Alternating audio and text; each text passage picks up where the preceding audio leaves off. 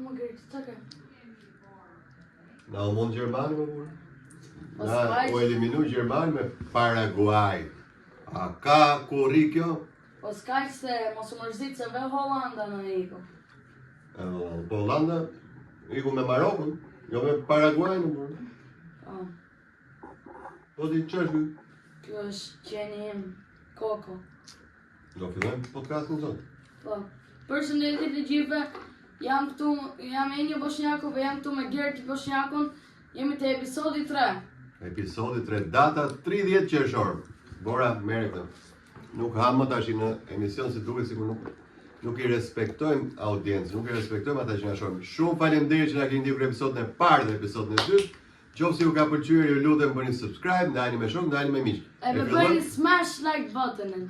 Këto gjërat e smash like button, unë nuk e di ç'është, po ju që e dini, bëni smash like button. Është shtypeni fort.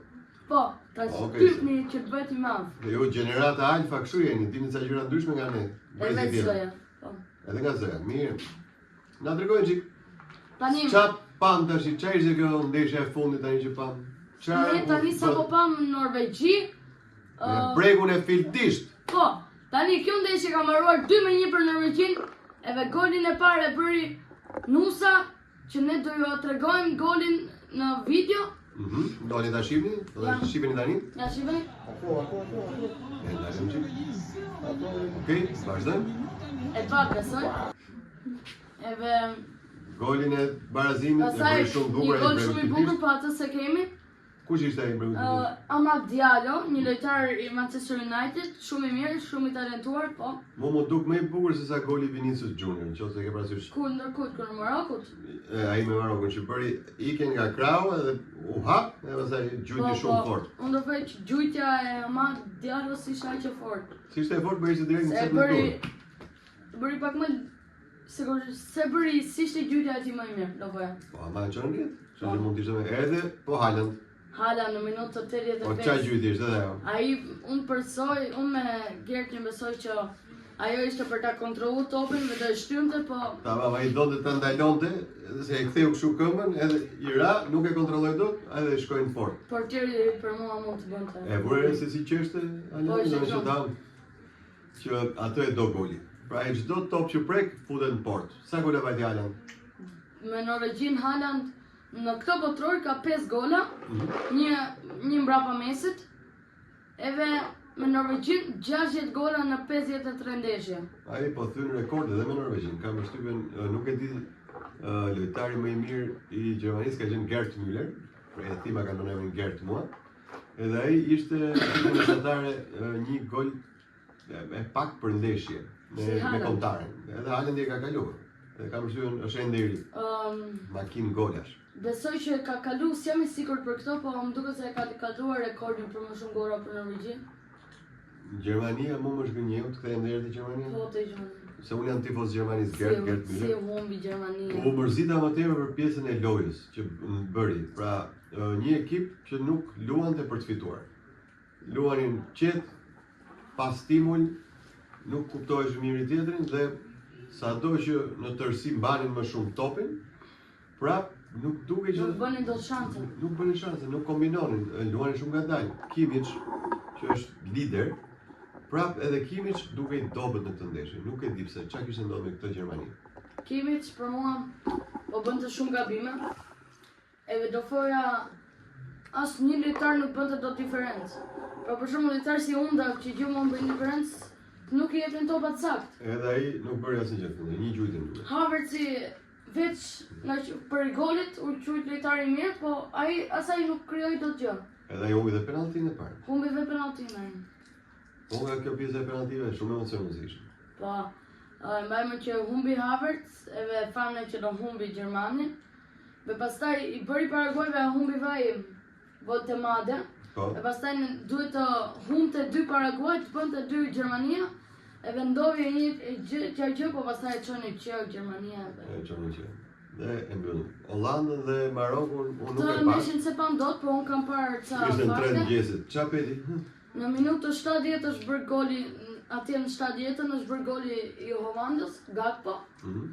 Edhe në minutën 90 shumë, 98-97 95 më. barazoi Maroku, edhe kjo ndeshje shka me penalti, edhe ishte shumë kështu, e humnin shumë.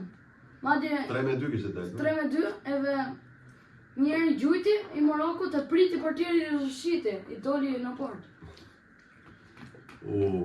Pra kemi ekip afrikan që del, ekip nga Amerika Latine dhe ekipet europiane më të mirat që kanë bërë emër më të mirat e Europës kanë dalë nga loja. Veç 2 ekipe europiane vënojtë. Po, Gjermani dhe Norvegjia. E të dyja? Jo, Hollanda. Edhe Hollanda. 3. Pra 2 europiane kanë ikur. 2 gjigant janë. 2 gjigant europian kanë ikur. Ndërsa Norvegjia sot e kreu detyrën, ja doli që ta jetë poshtë një afrikanë tjetër si bregu i Fidisht, por me shumë mund. Me shumë. Deri minutë fundit. Qa të pëlqeu dhe qa s'të pëlqeu të ndeshja sotshme Norvegji bregu i Fidisht? Më pëlqeu shumë që nuk ishte loja veç për një ekip, nuk po lunin mirë një ekip tjetë, shumë mirë gjithë topin, po ishin të dyja bares për mua. Për Norvegjia ishte si që fakë komentatorët ishin më gjatë, më shtatlar që ishin shumë të mirë në korne, edhe mbronin shumë mirë kornen, por edhe që ishin më klinik, do thojmë. Më ftohtë. Jo, po të ftohtë, edhe nuk i hargjonin shumë shansa. Nuk i qonin shanset dëm. Dhe po ta vesh re, edhe ata energjitë kishin shumë të larta, nëse bregu Fidisht. Se i pushojmë me Francën në Norvegji. Mbase dhe kjo ishte zgjedhje shumë e durë trajnë. Po jeni dhe bregu i Fidisht, i cili ishte u përpoq shumë pasi pësoi golin e parë, u përpoq shumë që barazon dhe pastaj duket sikur i ra energjia.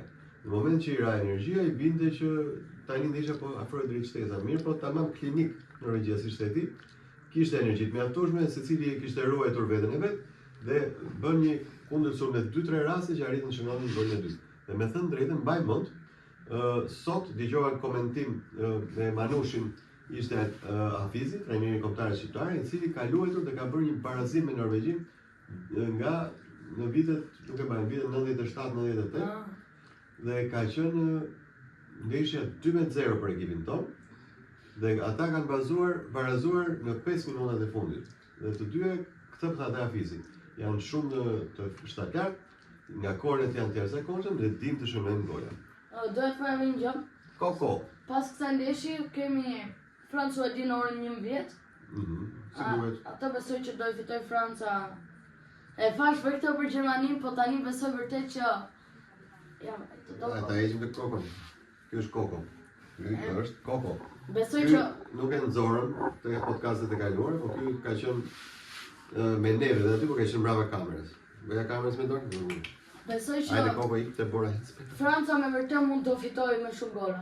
Edhe pse e fash për këtë për Gjermanin, po do fitojë. Nuk i di, Gjermani nuk e prisin asnjëherë këtë pjesë. Por Gjermani ka qenë vend në rënje, Franca është shumë mirë këtë.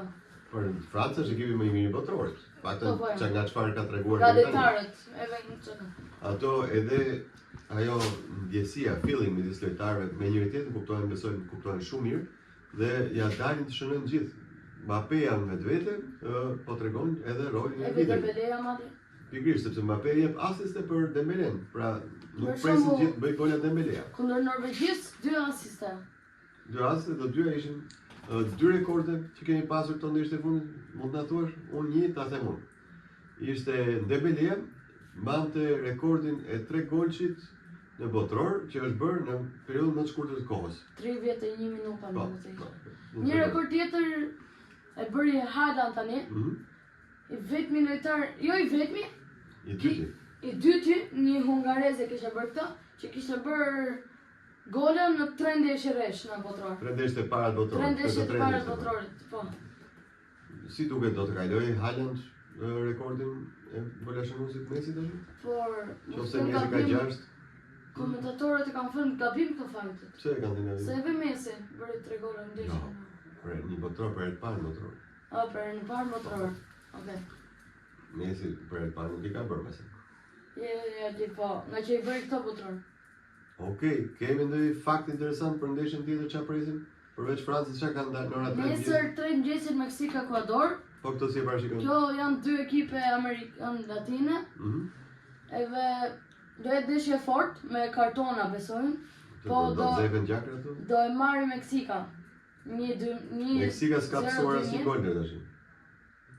Po, këtë të drejtë. Pra është deri tash rrjedhat pa prekur dhe ishte një rekord tjetër.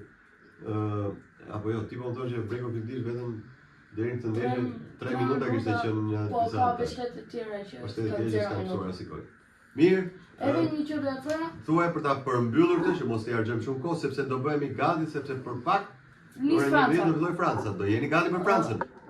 Po besoj. Ligjeni Francë dhe na thoni komentet tuaja. Nesër nuk kemi vetë Meksik Ekuador, por kemi Anglinë me mos ke gabim me Kongo në orën 6, e në orën 10 Belgji Senegal. Belgjik Senegal. Kjo do jetë fort. Angli me Kongo. Mama, çfarë botrori me këtë Kongo. Kongo e mori pikën kundër. Nuk është e çuditshme, tashmë asgjë s'ka të çuditshme.